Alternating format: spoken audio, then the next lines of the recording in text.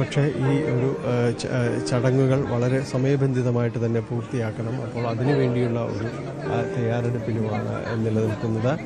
Police ഉദ്യോഗസ്ഥർ വലിയ രീതിയിലേക്ക് നിയന്ത്രണങ്ങൾ ആളുകളോട് നീങ്ങി നിൽക്കുന്നതിനും എല്ലാം തന്നെ നിർദ്ദേശം നൽകുകയും എല്ലാം തന്നെ ചെയ്യുന്നുണ്ട്.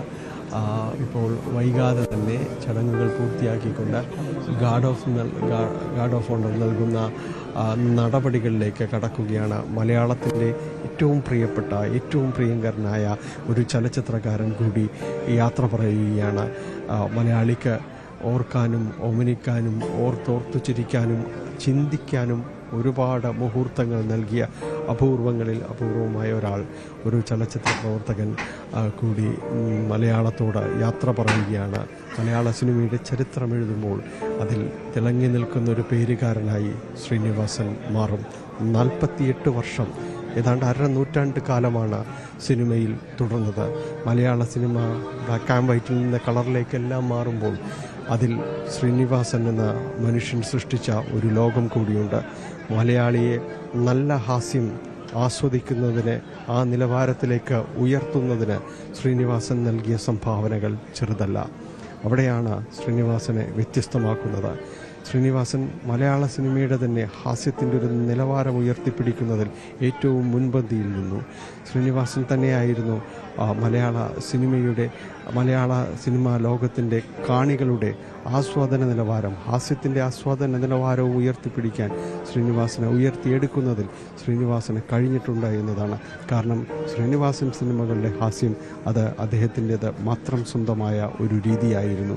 ആ വഴിക്ക് നടക്കാൻ ആരും തന്നെ ധൈര്യപ്പെട്ടതുമില്ല. കാരണം അദ്ദേഹത്തിന് മാത്രം വഴങ്ങുന്ന, അദ്ദേഹത്തിൻ്റെ മാത്രം അറിയാവുന്ന വഴികളും അടയാളങ്ങളും ആയിരുന്നു അതെല്ലാം.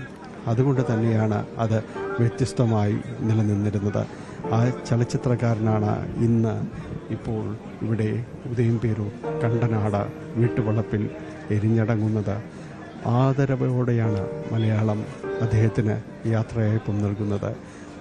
നാളെത്രയായി അദ്ദേഹം സിനിമാ ലോകത്ത് കഴിഞ്ഞ കുറേയായി സജീവമല്ല എങ്കിൽ കൂടിയും ശ്രീനിവാസനെ മറന്നുകൊണ്ട് മലയാള സിനിമയോ മലയാളമോ മലയാളത്തിൻ്റെ ആസ്വാദകരോ ഒരു നിമിഷം പോലും ഉണ്ടായിരുന്നില്ല എന്നത് തന്നെയാണ് സത്യം.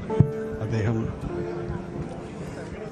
സൃഷ്ടിച്ചെടുത്ത 100 കഥാപാത്രങ്ങൾ, അതിലൂടെ കാലത്തെ അതിജീവിക്കുന്ന രീതിയിലുള്ള അതിലെ നർമ്മങ്ങൾ, പ്രയോഗങ്ങൾ ഇതെല്ലാം അദ്ദേഹം ഉണ്ടായിരുന്നു.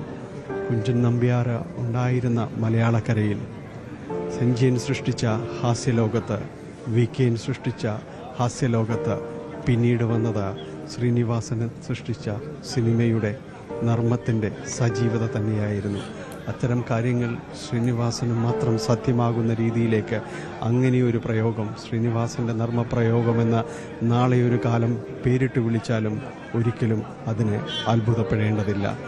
അത്ര കണ്ട് മലയാളം കടപ്പെട്ടിരിക്കുന്നു എന്നത് തന്നെയാണ്.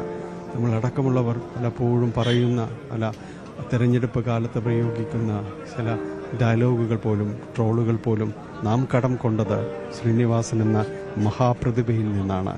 നാളെ എത്രയായാലും അത് ഈ കാലത്തെയും അതിജീവിച്ചുകൊണ്ട് മുന്നോട്ട് തന്നെ പോകും.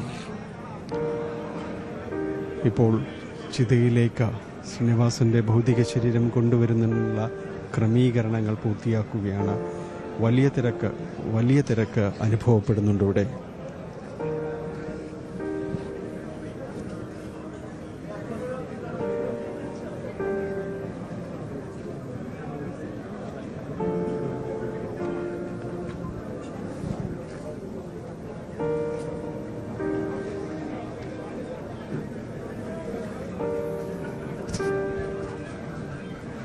ശ്രീനിവാസൻ്റെ ഭൗതികദേഹം ചിതയിലേക്ക് എടുക്കാനുള്ള തയ്യാറെടുപ്പുകൾ, അവസാനത്തെ തയ്യാറെടുപ്പുകളാണ് നടക്കുന്നത്.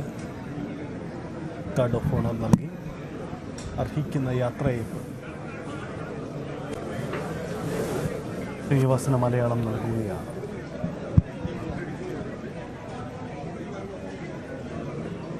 അറുപത്തിയൊൻപതാം വയസ്സിലാണ് ശ്രീനിവാസൻ വിടവാങ്ങുന്നത്. ഇനിയും എത്രയോ കഥാപാത്രങ്ങളും കഥാസന്ദർഭങ്ങളും ഹാസ്യമുഹൂർത്തങ്ങളുമൊക്കെ മലയാളിക്ക് സമ്മാനിക്കേണ്ട വ്യക്തിയാണ് മടങ്ങിപ്പോകുന്നത്. കഴിഞ്ഞ ദിവസം മോഹൻലാൽ അനുസ്മരിച്ചതുപോലെ മലയാള സിനിമയിൽ ഒരു പറ്റം പ്രതിഭകളാണ് മടങ്ങിപ്പോകുന്നത്. അവരൊരു കാലഘട്ടത്തിൻ്റെ പ്രതിനിധികളാണ് എന്ന പ്രത്യേകതയുമുണ്ട്.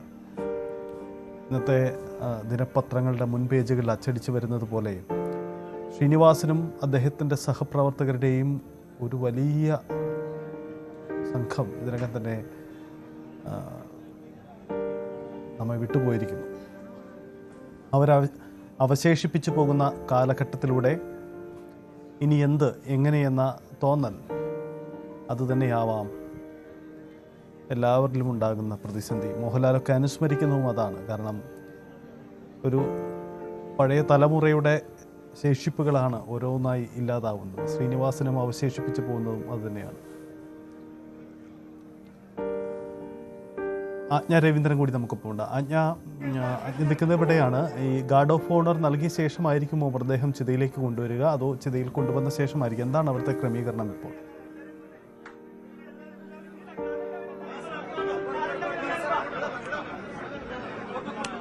ചടങ്ങുകൾ നടക്കുകയുള്ളൂ,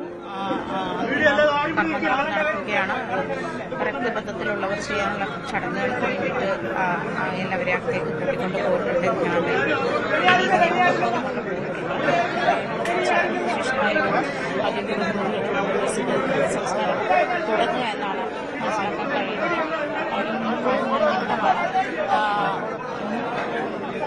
അതേസമയം സിവിൽ സംസ്ഥാനത്തിലേക്ക് എത്തുന്നുണ്ട്. അദ്ദേഹം എത്തിയ ശേഷമേ എടുക്കുകയുള്ളൂ, മൃതദേഹം എടുക്കുകയുള്ളൂ എന്നുള്ള അറിവാണ് ലഭിക്കുന്നത്.